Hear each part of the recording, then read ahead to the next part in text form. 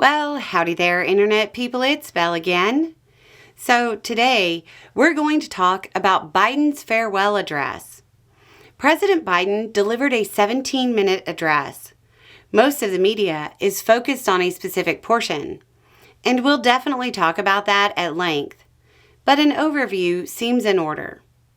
He starts with the normal introduction, and in what looks to be a last-minute addition, he addresses the foreign policy news that broke shortly before his announcement. It's worth noting that as every political party in the U.S. tries to take credit, the details at time of recording are still not known, and overnight, the whole thing almost fell apart. Biden said, quote, "After 8 months of nonstop negotiation, by my administration, a ceasefire and a hostage deal has been reached by Israel and Hamas, the elements of which I laid out in great detail in May of this year. This plan was developed and negotiated by my team, and it will be largely implemented by the incoming administration.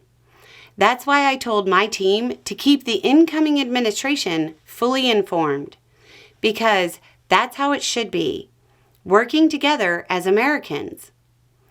Then he gets to what looks like his intended speech, starting off by talking about the Statue of Liberty, the movement of America, dreams, democracy, and how democracy is under threat.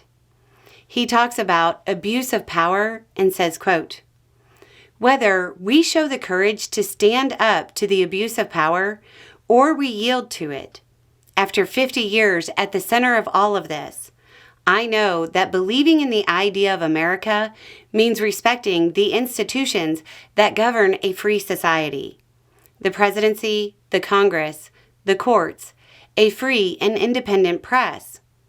Institutions that are rooted, not just reflect the timeless words, but they echo the words of the Declaration of Independence. We hold these truths to be self-evident, rooted in the timeless words of the Constitution, we the people. Our system of separation of powers, checks and balances. It may not be perfect, but it's maintained our democracy for nearly 250 years, longer than any other nation in history that's ever tried such a bold experiment." Most people here get the subtle meaning of what he's saying here. He then goes on to talk about his economic achievements, from jobs to infrastructure to chips. All of those things that make the country run, but don't make entertaining headlines. He touches on foreign policy and how Ukraine is still not conquered despite most predictions, and how the U.S. is pulling away from China on the near-peer table. If you thought the early part was a warning, well, he gets to the meat of it. Quote, "The dangerous concentration of power in the hands of a very few ultra-wealthy people, and the dangerous consequences if their abuse of power is left unchecked.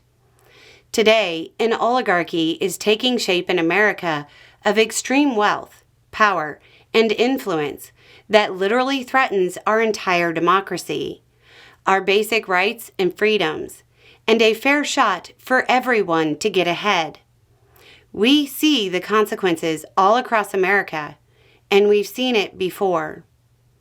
He talked about America's history of dealing with robber barons and how Americans stood up to the ultra-wealthy in the past.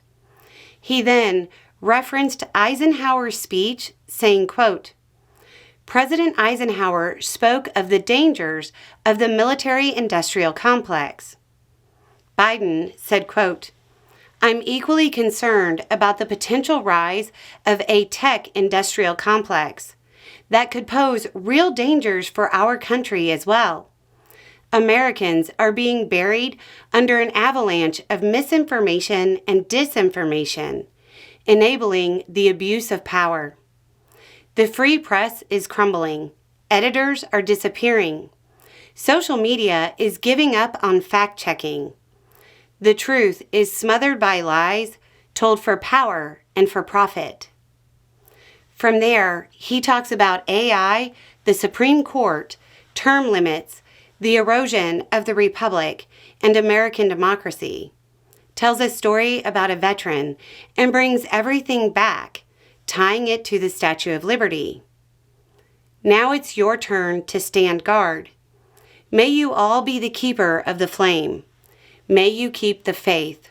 I love America. You love it too.